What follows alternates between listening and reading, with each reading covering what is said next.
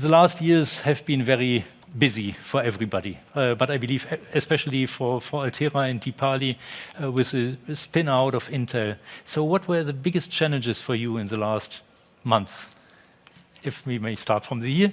Also, before you answer, please bear with me. So if I'm running out of questions, please jump in. So no, you are very much invited to also have your questions at any time. So then we should have a mobile microphone. So just come up here and then you can ask your question, yeah? So that we can also be a little bit interactive and not only relying on me. So Deepali, challenges. Yeah, thank you, Axel, for asking that question. For us, we see the biggest challenges, which are also the biggest set of opportunities for us. 3 of them that I'll share with you guys. Number 1 has to do with delivering innovation that is taking advantage of our full stack of hardware and software solutions that helps us accelerate the AI adoption out there in the industry. Now, if you look at it, like we have been delivering a lot of innovation with our products. We were first to market with PCIe Gen 6, hardened CXL, HBM, 116 gig transceivers. There's just a lot of them. And the industry leadership, performance per watt with our flagship Agilex-based FPGAs. The challenge that we have now is to continue that pace of innovation. And now that we are becoming independent, we have to be more agile, more nimble, more customer-driven and customer-focused, and accelerate that pace of execution. So that's what we are, number 1, focused on, which we see as a tremendous opportunity for us. The second one I would say is standing up as an independent Altera. As of January 1st, 2025, we are operating as an independent entity. And as you can imagine, that comes with lots of challenges as well as exciting opportunities. Starting from grounds up, we are building out our IT and infrastructure, the ERP, the PLM, the CRM, the information security, all these back-end systems. Along with making sure that we maintain our customers' business continuity throughout that process, because customers we are paramount for us, and their business needs are super critical for us. And so while we do all that stand-up, we need to make sure that we are not impacting their business and their end customers. So that's the second one. And third one, we are evangelizing and actually throughout our company is setting the path to become number 1 FPGA solutions provider in the industry, and also taking advantage of a lot of innovations that are happening around Edge AI. And Embedded World actually is a great platform. We come here every year now. It's like my personal 4th year here. And we hear tons of feedback from our developers. And one of the great examples of that was customers told us, and this was during global semiconductor supply chain shortages. They wanted supply resiliency, as well as they wanted to make sure that we extend the longevity of our products. And we took that feedback and extended the life cycles of vast majority of our existing products. And by the time we roll that out, we are looking at some of our products are going to be in the market for over 35 years. That's like 4 decades. So we take that really, really important, and we have reset our roadmap from top to bottom, from high end into the mid-range down to the low end. We want to make sure we have the full breadth of portfolio that helps us capture the opportunities from cloud all the way to network through the edge. So those are the 3 biggest challenges we have. These are the 3 challenges you wanted to share. Which challenges are you not sharing with us? Oh, well, it's all got everything to do with anticipating customer problems and solving those problems ahead of our competition. That's why we exist, to serve our customer needs. Thank you very much. Dr. Bahai, I mean, even without spinning off TI from something, what have been your challenges for the last month and maybe 1-2 years? Yeah, that's an interesting question. In general, as you know... I believe you need to... Okay, in general, as you know, challenges brings opportunities. So what I'm referring to is both challenge and opportunity. As you know, the semiconductor device and penetration of semiconductor technology across many applications is growing faster than what we thought. Every device you touch has more chips than before. And we see that trend is going to continue. But at the same time, we see the competition in this field is becoming more intense globally. And that requires multiple dynamics or changes that companies need to implement. One is the fact that you need to innovate at a faster pace. In the past, we had a chance to kind of spend time on coming up with ideas, take time to kind of execute and bring it to a market. Now we need to do that in a much faster pace, with a much faster pace. And also we need to kind of understand how the market dynamics changes. For example, some of these technologies we see on the floor here, people talked about machine learning and AI in every forum, every talk.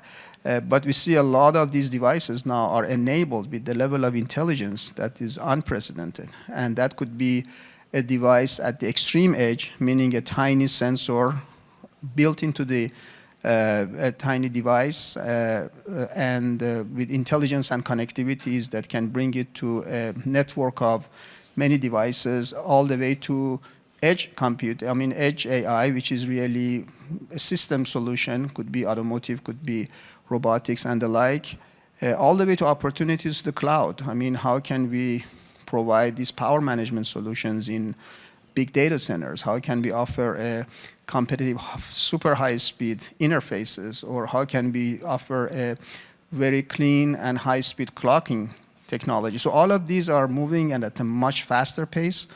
And that is a challenge, but also exciting opportunity to build that dynamics into an R&D.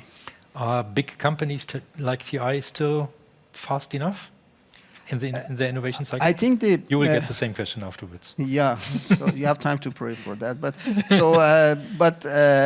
In general, it's innovation is no longer, or it's not a luxury, it's a necessity at fast pace.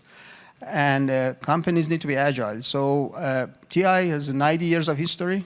It pre-existed semiconductor even, that's what Texas Instrument. So we have gone through many different technologies and different vectors of technologies, but also we are trying to make sure that our dynamics of bringing new ideas to the market is a lot more accelerated and kind of paving the way to competitiveness of the market and how to stay there with differentiating products. So for example, some of the technologies you see on the floor here in TI booth really made this way to product level quality within a few years, which was I would consider it very fast-paced, because many of our technologies are not only just a design innovation, but also device innovation, and that's very important. TI is one of very unique companies which has massive scale manufacturing, process technology, packaging, design, and even fulfillment. So we have the whole thing under one roof. So we can differentiate what I call it compound innovation, meaning that if we are good at every step of the way, we can offer more differentiating solutions for the customers and the market. To be honest, this was a nice answer, but you didn't answer my question, if I'm precise. Therefore, let me re-ask, are big companies still fast enough, or do you have to take innovation from outside, buying smart startups? So how much of the innovation comes from inside, how much comes from the outside? Actually, I think we need to have all options in front of us. We need to behave differently to make sure that that pace of innovation is faster, and that's why I refer to some of the products that you see within a couple of years came from research to a product. So we are definitely expediting the process of new ideas to fruition. So yes, big companies can do innovation, but we need to always expedite and improve the process to make it faster. But acquisition of technology could be through collaboration with R&D centers, could be collaboration with the startups. So there are many flavors, and we have the luxury of having all of these options in front of us to make this whole process faster. Mm-hmm. Sometimes organically we need to make it faster, sometimes through this collaboration with technology houses, sometimes with the startups, sometimes jointly with customer, and we are constantly trying to improve that, because obviously, as you pointed out, the pace is getting faster, and big companies have to make this process more streamlined and more efficient. So Remi now had enough time to prepare his answer. No, but let's first start also with your challenges. What did you experience for the time after you entered ST? What was your biggest challenges there? I entered ST. I joined ST in January 2022. At that time, I'm looking at my colleagues. At that time, life was fantastic. In the sense that actually the post-COVID effect created actually an artificial dynamic and a boom that led to super favorable business conditions, but also, came with a price which we are all paying now in the context of the inventory bubble that was created over 21, 22, and 23. And I think 24 has been a difficult year when you are the Venn diagram of an inventory buildup of that magnitude. And really there was nothing over the past 30 years that come close to what was created then. When you are the Venn diagram of that and a difficult economic situation, be it in Germany or be it in China, it has made 2024 for all of us a challenging year, another good news, the silver lining is I think we've all either have already bottomed out or are bottoming out, and now we're rebuilding on a fresh cycle for which we are quite excited.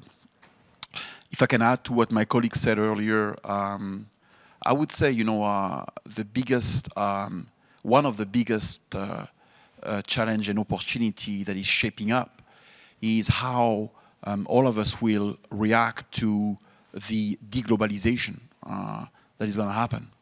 And because there really is going to be a China-centric strategy and a non-China-centric strategy, and hopefully that will stay there and not get fragmented even further. So I think that we will maybe talk about that subsequently, but each of us are going to experiment differently on how to best address the Chinese market, which I think is going to create a lot of opportunity, or at least, that's how we are thinking of it. As to your question, in ST, maybe it's because of who we are. We don't think it's big fish eating small fish. We think it's fast fish eating slow fish. So we intend to swim faster than the rest. Are we swimming fast enough? No. Can we swim faster? Yes, and we will. And the way that I approach this problem for myself is not that I want you to go and come out of this session thinking I'm carrying the flag of the Republic of China, but I think that actually, if you can prove yourself in China, you can prove yourself in many markets right now. It is becoming the fitness center of the industry. And we are training a lot. And we shall see if this is bearing fruits. Mm. How do you swim faster? It has a lot of, we have a complex business, obviously. How do you swim faster? We are an IDM. We build process technology. Any process has variance. Time to variance to production is one metric. Time from architecture freeze to product on the market is another metric. Time from product on the market to a start of production in a car is a third metric. Time for developers from ground zero to first POC running is another metric. So it's at every component of the company that we need to rethink things. I will tell you one of the things we are doing. We are quite proud of this. We've been quite active on Gen AI. Not because it's a trendy word to use, but we've been quite aggressive in using Gen AI to support our STM32 support community channel. Because the vision we've got is our developers, they want instant reaction. It's a Facebook generation, So we have actually, we have deployed and will be deploying actually at scale in beginning of third quarter our entire support channel will be supported by GenAI agents. So that actually all developers, when they ask questions like, how am I going to go and program the UART, or what are the different UART configurations that can be used for these given microcontrollers, they have instant response because their time is money. So that's also another way that we are attacking this problem, by making ourselves way more productive and using, the new set of technology. Super, thank you. So Deepali, how do you swim? Briefly on the innovation thing that you asked, like big versus small. I honestly believe innovation has got less to do with the size of the company. It really has more to do with the talent that you have, the culture that you're building around innovation, and the focus that you have. Lots of times we see cases where you get distracted by the shiny star, or you're not focused enough. And I think in times like that, it is even more important to stay focused, stay at the goal, and make sure you're playing to your strengths and taking advantage of your core competencies. And wherever you don't have that, you also not be bashful about taking advantage of your partner and ecosystem. We leverage them a lot because partner and ecosystem of partners is our scale engine. They can help us accelerate the customizations that our end customer needs for their respective workloads. So be very, very clear around what are the workloads that you can address with the core competencies that you have, and where you're going to leverage and enable those partners to have that multiplier effect to address more and diverse set of workloads, even in AI space, especially as we talk about having more processing and AI capabilities at the edge. The other thing I'll say is, innovation for us, it's all about rapid prototyping, failing fast, and also really focusing more around progress over perfection. We are going to learn along the ways, as well as making sure you structure your rewards.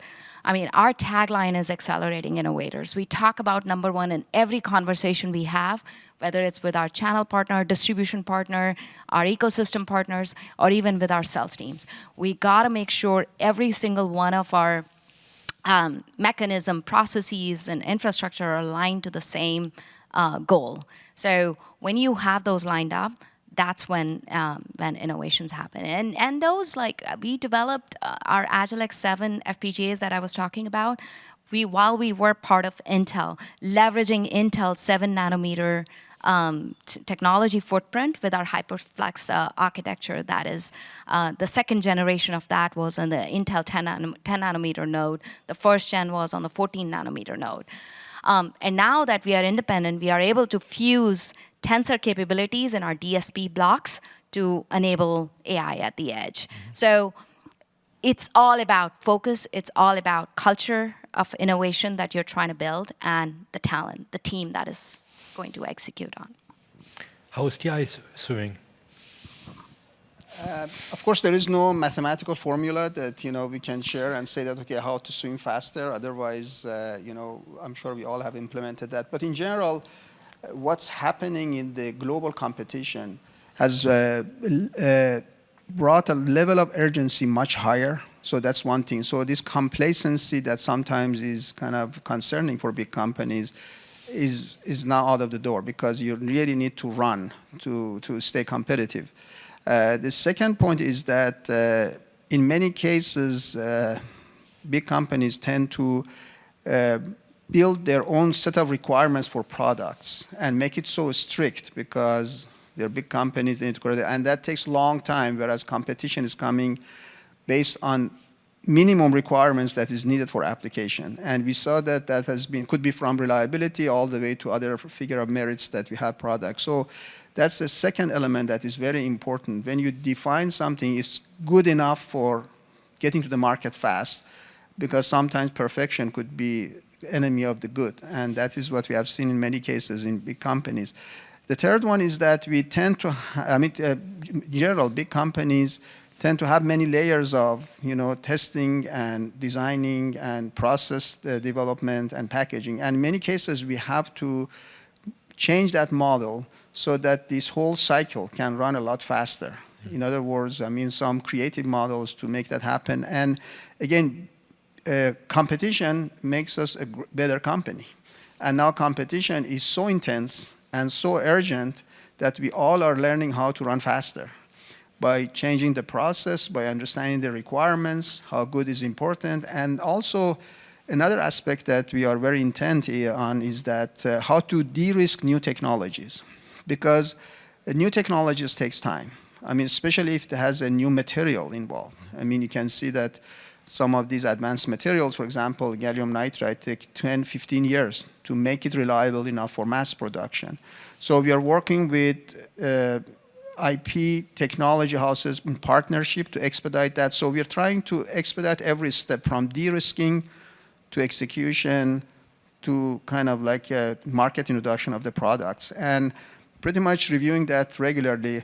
I mean, TI has been reinventing itself over the last 90 years. And every 10, 15 years, we make sure that we keep up with the market. And now we see that the challenge is how to compete in a much more urgent, intense, competitive environment, and how to structure the whole team, engineering team, design team, customer interaction team, in a more agile and more effective way.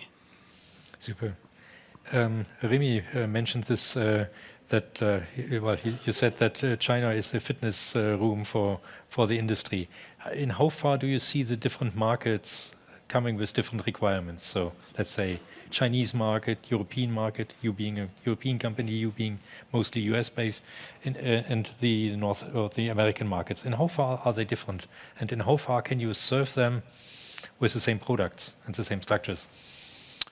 Kind of depend on the different class of markets. I would say we do see architecturally a clean difference between what SDV means in the context of a Chinese automotive maker versus what it could mean for a new frontier North American car maker.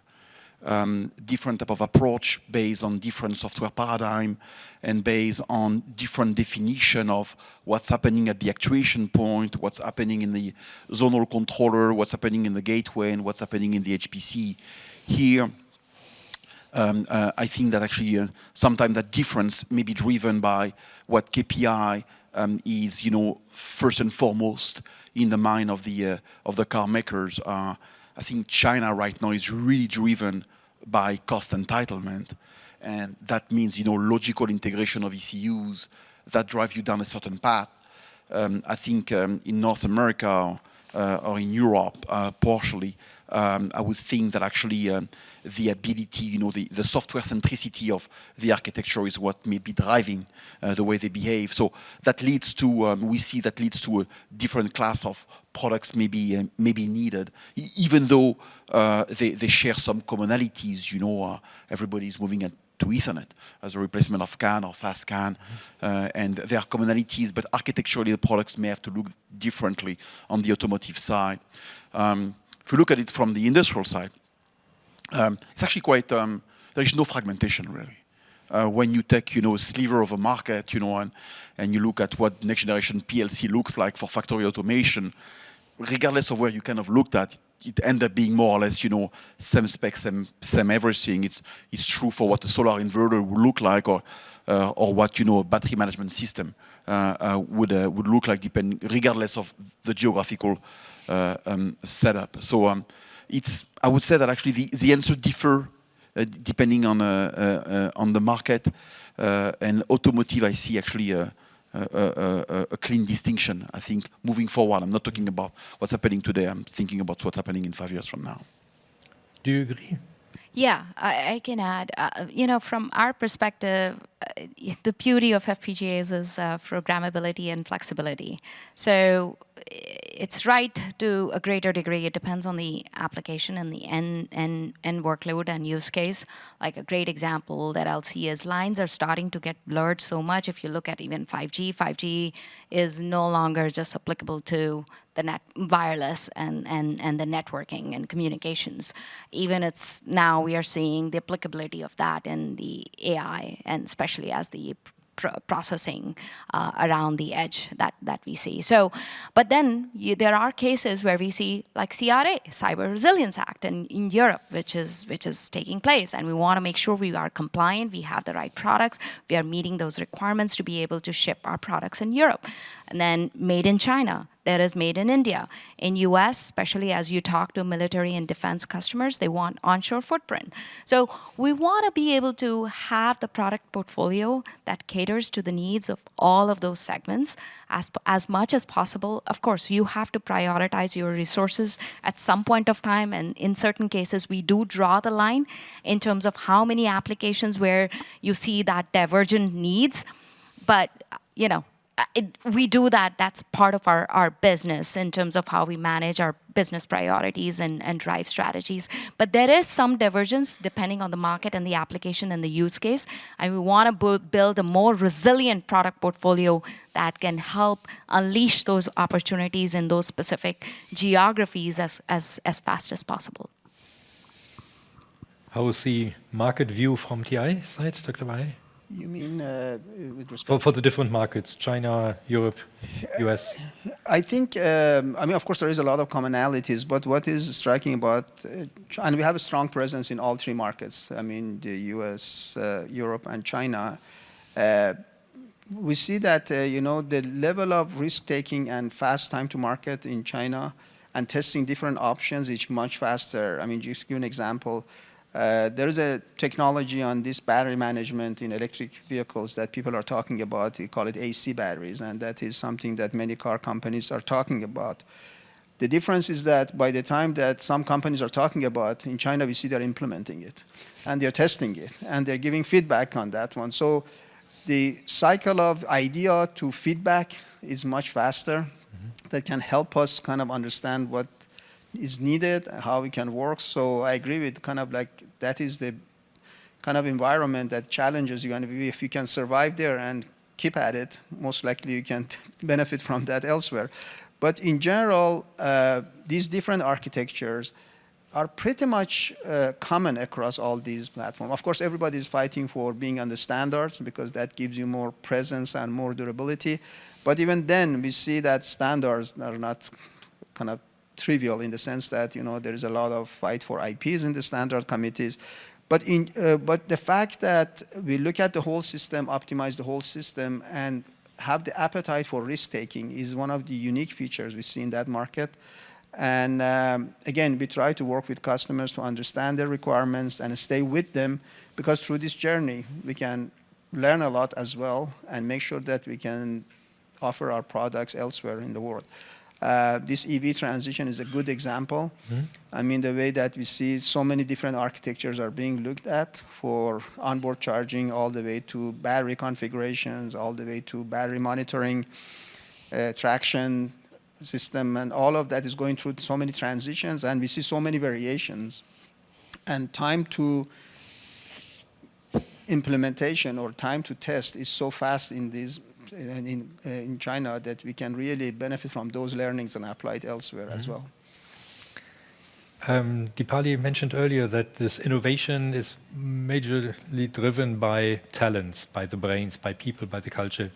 How do you fight the war for talents, especially after you let excellent people like Deepali and Remi leave TI? No, but where do you find your talents? How do you find them? Also in a global context. It's a question for me, or if you like, then we make the round from the other side. Sure, I need to ask later why they left TI. It's such a great company, but no, let's ask them here. No, but in general, I mean, TI at some point was a major wireless company, and we decided to move to analog and embedded. So obviously, there are different skills and talents and interests that makes the company more dynamic, but also in terms of the focus and in terms of people, some people stay with the company or not. But in general, for talents, I mean, we are as good as our people. I mean, we need to have talented people. We need to have capable people. So we are working very intently with universities, best schools, to make sure that we work with the students even before their graduation. So they need to get to know the company. They do internship in the company.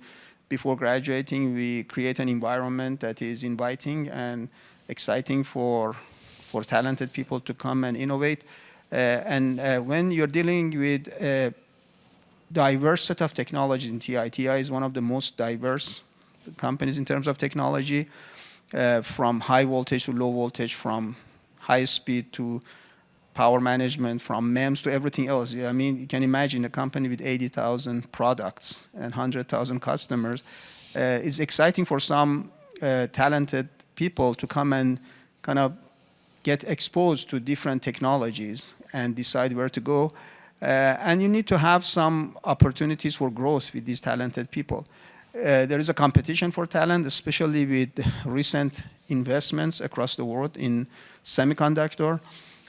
For the first time, I saw that semiconductor classes in US are getting really busy. It used to be kind of very, very kind of like kind of low attendance, and everybody was doing AI software and nobody was doing semiconductor. But then people realized that AI is running on semiconductors, so you need to better have some level of understanding of how to design devices and circuits and systems to run all these opportunities. So that talent pool is always a challenge. Recruiting and maintaining talent is something that we are trying to provide by promoting and encouraging people to innovate, to get exposure to different technologies, and to have room for growth. How do you deal this in a global scale? So is this all around the globe, or do you? Absolutely, absolutely. So we have a strong presence in universities, recruiting from top talents across the world. I mean, Asia, Europe, US, and we work with many schools. I don't have the exact numbers, but it used to be hundreds of universities across the world that we are working with to recruit best talents and train them even before their graduation. Why is working at Altera better than working at TI? No, we'll go for the talent question. Talent, well, we work with, honestly, we have, back in the good old days of Altera, prior to being acquired by Intel, Altera used to do tons and tons of work with universities. And honestly, we lost a little bit of steam there. So actually, April 8th, few weeks from now, we are rolling out Altera's university program at a global scale. It's public, it's out there, and we are stepping up our game in a very dramatic way in terms of working really, really closely with universities, defining curriculum, nurturing the talent before they are ready to get deployed. So really, to Ahmad's point, taking serious measures to work very, very closely with building the developers of the future. So that's one. Secondly, I would say is, of course, talent wants to get paid well. So keep that aside for a second. But they also want to do great things. They want to know that they want to drive impact. They want to unleash innovation. They want to do things that are really, really rewarding. They want to work on things that are truly unprecedented in many ways. So do you have those right opportunities available in your company, and have those problem statements written down, so when you are recruiting, they know what they're signing up for and how they're going to get measured, what are going to be their KPIs, how they're going to drive the impact in the industry. So that's another thing we do. Third is, I would say, attracting talent is a lot of it we do through storytelling. And this is all global scale. I know you asked that question too, Ahmad.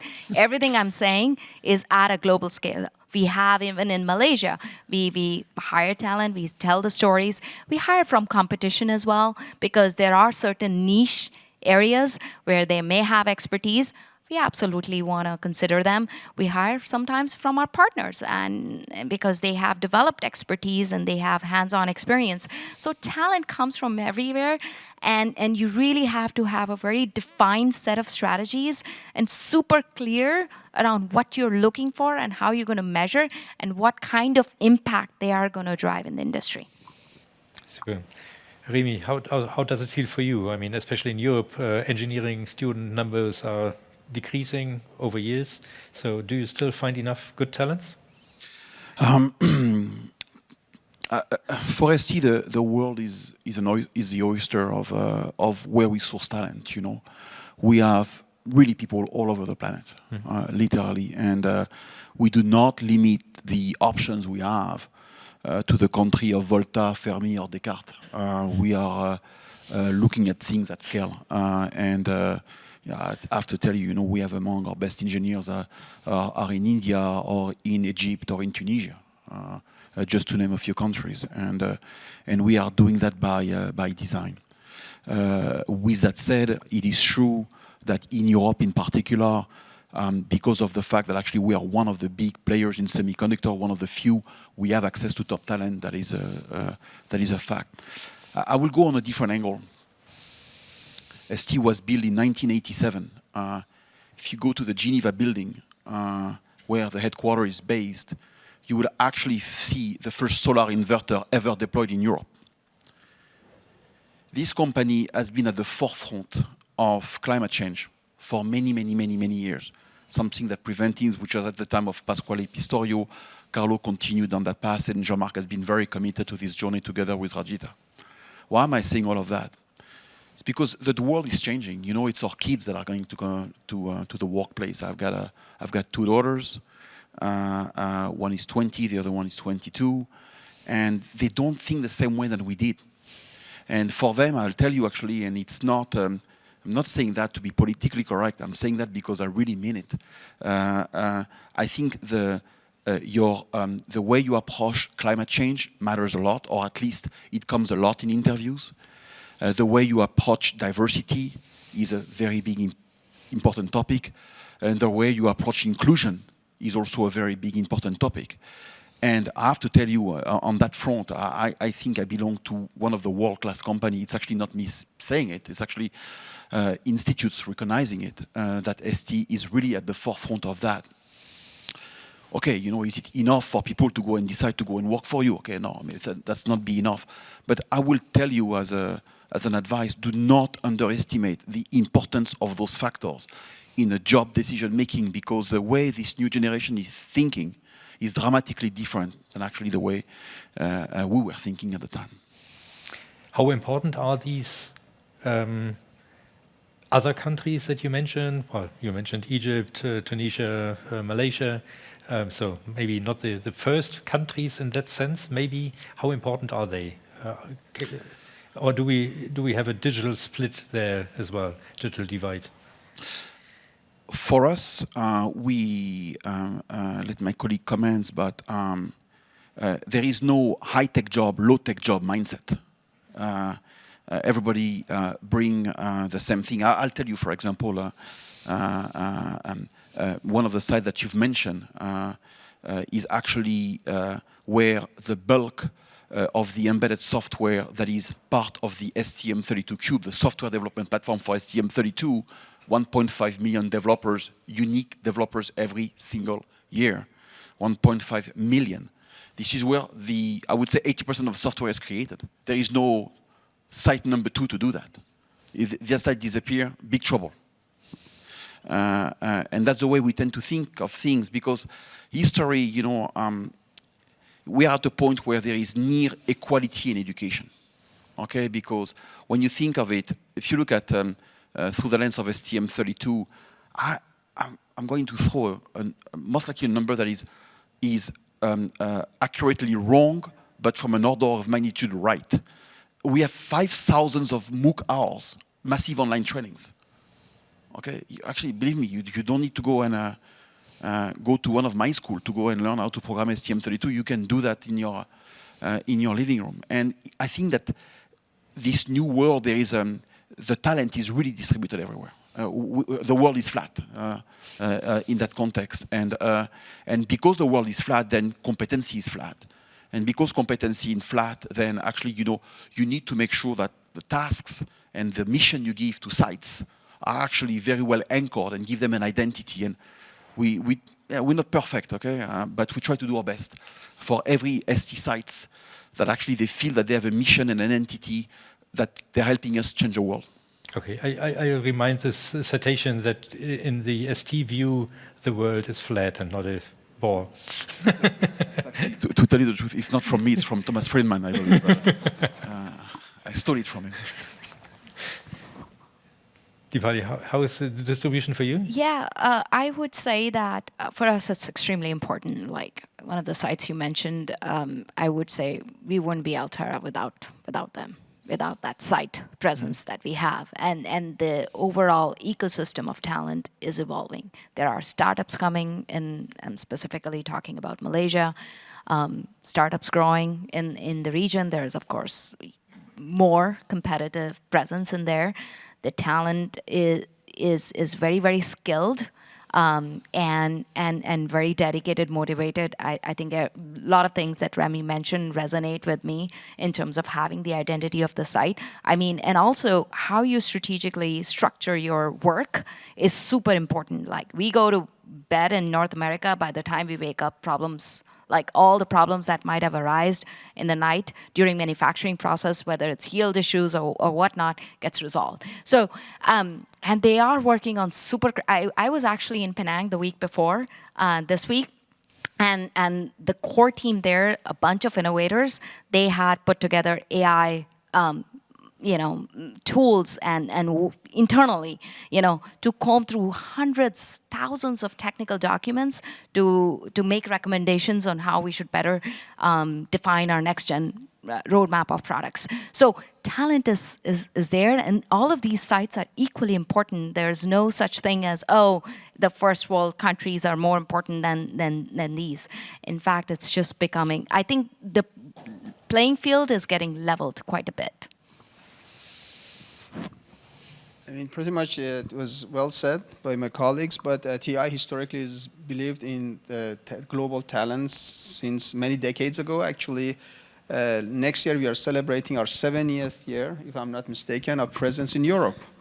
And we are one of the first to establish the huge operation in Bangalore.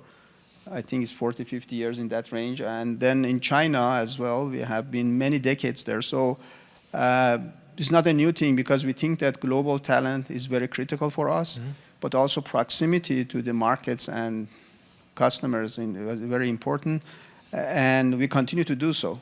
Of course, having physical presence sometimes adds value, because a lot of great ideas happens in the coffee room, that you have a conversation and you talk about topic that was not prepared or intended. So we highly encourage people be there, interact with each other, have critical mass of resources, and we have presence across the board, and we hire people, talents from universities all over the world.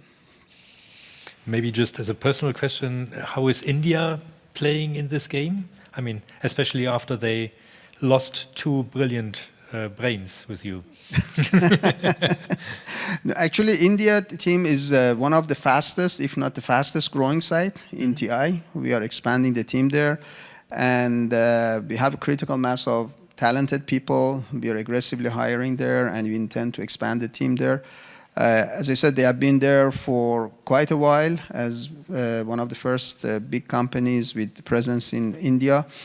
It helps a lot, and there is a lot of interaction between sites. California site, which used to be National Semiconductor, Dallas, of course, at headquarters, presence in Europe, China, Japan, and many other countries around the world. And yeah, it's pretty much our roadmap to expand these centers of excellence. You want to add to this, Deepali? No. No, fine. But please don't let me alone. You have been very silent for the last 50 minutes, so please ask your questions. Otherwise, it will be always me. Then it will be me, so please come, please contribute. Let me maybe also ask one more personal question, if you like. Being in these top-level management positions that you are you driving things, or are you driven by others? How do you feel about that? Who wants to go first? Yeah. You want both. You want both in real life. You need to find the balance.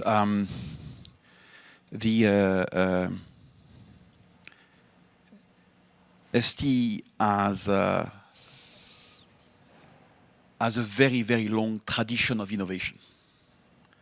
And by innovation, I mean some really true fundamental stuff. You know, we just launched last year our first microcontrollers with a back-end memory. You know, it's a certain advancement of lithography. Floating gate integration is hard. You need to go and change the memory technology, and we've introduced actually what's called a PCM, phase change memory. It's actually you represent binary state through a change of crystalline to amorphous state in the material. It's been a 25 years overnight success. Okay. I have to tell you, and I'm putting myself in that basket, if that innovation was solely through the whim of management, that innovation will never have happened. 8 years ago, 9 years ago, 10 years ago, I can't even remember when was the first Tesla S. Silicon inverter, silicon carbide inverter were introduced on the market. That stuff is 30 years in the making in ST. Same comment. So I think that we work in a way where the core innovation in our companies, you know, and those are resilience company, comes from, it's bottom up. You know, our employees are able to create stuff that you know, from atom or photons. And our job often is to go and be able to translate that capability into businesses. That's where potentially the driving part becomes. But you shall always remember, you know, we all work in high-tech companies. STMicroelectronics create magic out of sand. Believe me, you know, R&D rules. And creation of technology is at the core of what we do. So I would say, to your question, driven versus driving, it's a bottom up, but you really do hope that the core technology creation is driven, not driving. Else you're in trouble. Deepali, are you driving or driven? Driving. And I don't want to come across as arrogant, but I am extremely humble, but yet we have to be bold enough to make a lot of difficult decisions in the market that we are in. You know, we have very strong aspiration, and we have put the stake in the ground that we want to become the #1 solutions, FPGA solutions provider in the industry, and it's not going to happen by being driven. So we have to drive from the forefront, and there are times when I question, I may be wrong, but I'm not in doubt. And I'm going to learn, that's okay. I'm going to fail, and that's okay. But I'm going to take action. I think this should be a second question, because the first question is, where are we going? I mean, depending on, regardless if you're a driver or a passenger, I mean, and the key is that understanding what problems we are solving. What is it that our customers or market is losing sleep over, demanding, and once you have that identified, ideas could come from top down or bottom up, or halfway, because there are cases that you have a great technology looking for a market, an application. You have seen many of those. And sometimes there is a market push to make a technology more exciting for the market. I mean, Remi mentioned silicon carbide. Silicon carbide has been around for many decades.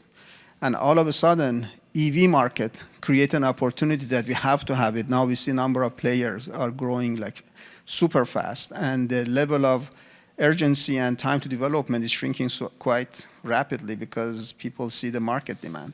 Sometimes technology is in waiting. For example, this floating gate analog processing has been around from Carver Mead's time back in Caltech, and people talk about synapses using analog devices. Now, all of a sudden, we are hitting the roadblock in terms of power consumption of some of these AI machines. Can we learn from our brain, because our brain is 10,000 times more efficient in terms of power consumption than some of these. So all of a sudden, a technology that's been in the kitchen for many decades, now it's becoming a hot topic, and again, we revisit it. So none of us can tell in the industry where and when these disruptions happen. But this process is a process that we need to constantly look for ideas and technologies and market trends, and hopefully where they intersect, that's a aha moment that you have a big opportunity. So I think timing is very important, urgency is important, but the source of technology could be top-down, bottom-up, sideways, as long as we know where we are going.